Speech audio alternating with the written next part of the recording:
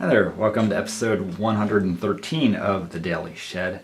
Today I wanted to talk a little bit about soloing, and this can fit in the context of fingerstyle guitar playing or playing leads on electric or what have you. This concept will fit anytime that you're doing an improvised solo or planning a solo, a guitar solo. And the thing that I wanted to talk about is in making a solo fit a song, focusing on the chord tones, the notes within each chord. Focusing on those, especially on the chord changes, really helps a solo to fit a song. And for a bit of illustration, I'll just play a couple simple progressions and show you how I might play over this, choosing notes to fit. A song that I play a lot is Still Haven't Found What I'm Looking For by U2, which is basically a blues in A major, basically a 3-chord tune.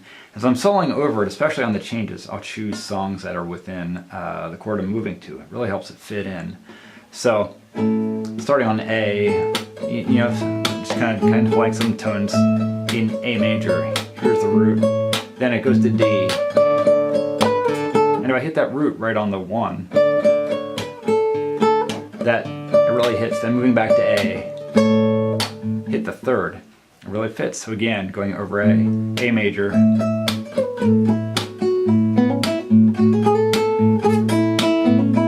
some notes in A. Then when it comes to D, there I hit the 5th, the 3rd, and the root of D major.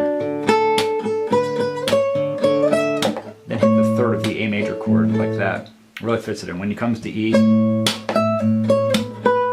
there I hit the 5th, and the D, hit the 5th, then back to A, hit the root.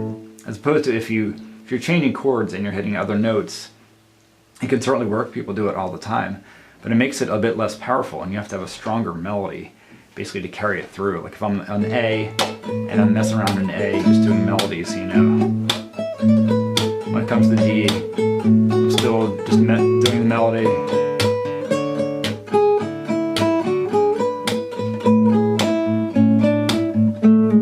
I'm doing other notes that are within the key, they fit in the key, but by not hitting a chord note, it doesn't have that strong resonance like I do when I'm hitting the chord in the change. Another song, 500 Miles, is a folk song, basically G to G, E minor to C to A minor, basically, then C, D, and G again. So over G, if I'm focusing on G, then over the E minor, then hitting the C. If I choose a C chord tone, then A minor, hit 3rd over A minor. And the C again, then D, then G, I'll hit the 3rd. Over D, I'll hit the root. Like that. And as I'm soloing, I'm thinking of the melody first and foremost, but when it comes time to a chord change, I'll very often choose one of the notes that's actually within the chord because it helps illustrate it so much. And I think when you're playing, when you're doing fingerstyle guitar or any other kind of solo guitar work where you're putting in a solo, I think it's especially important. It really helps illustrate the whole chord you're on. Whereas if you're playing non-chord tones, it just leaves things just a little bit vague when all you have is a root. Like if I'm playing again, if I'm soloing and I'm doing some non-chord tones. These notes are all within the key, but it sounds a little, at least to me, it feels a little random, a little bit not so well anchored, as if I'm choosing chord tones. They already got 5th on the E, the root of C, the root of A, the 5th of the C, the 3rd of D, and the root of G, the 3rd of D. And keep going, the 5th of G, the root of E minor, the root of C, the root of A minor, the 5th of C, the 3rd of D major, again the root of D, the 5th of D. Yeah, Mr. Stott, yep, I'm talking about target notes and soloing. It's basically target notes, exactly. This is a concept you can also talk about being target notes. And, sometimes also talk about being guide tones. In jazz, I've heard it talked about guide tones, and that's really focusing on especially the third of the chord, the root and the third of the chord. If you're playing jazz, the seventh is very important also. And if you hit those notes at strong parts in your solo, it really helps to illustrate the chord. It really sends out the signal, like, okay, we're going to a change here. So if you're in G, and I'm hitting that fifth and third over E minor, it really illustrates it. And then for C major, got the root there. A minor,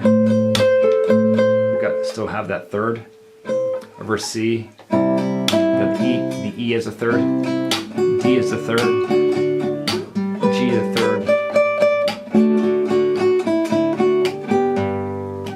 and third over D.